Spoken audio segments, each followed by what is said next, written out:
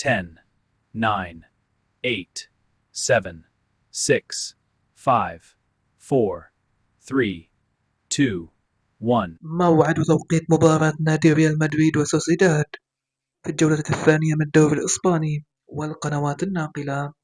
لكن قبل البداية أتمنى منك الاشتراك بالقناة والإعجاب بالفيديو.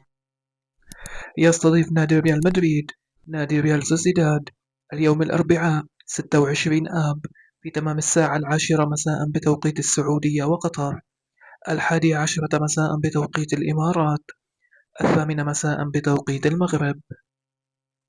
سيقام اللقاء على ملعب نادي سانتياغو برنابيو.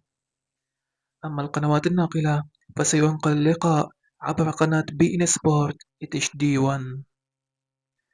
وهذا وقد حقق نادي ريال مدريد الفوز في اللقاء الأول على نادي إسبانيول بهدفين لهدف، بينما ريال سوسيداد فقد خسر أمام ريال بيتيس بهدف نظيف.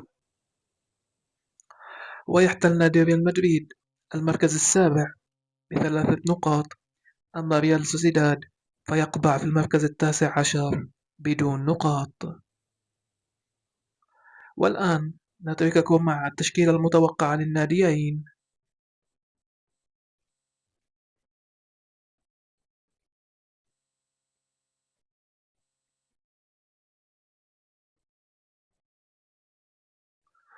في الختام اكتب لنا توقعك نتيجة اللقاء في التعليقات، ولا تنسى الاشتراك بالقناة والإعجاب بالفيديو.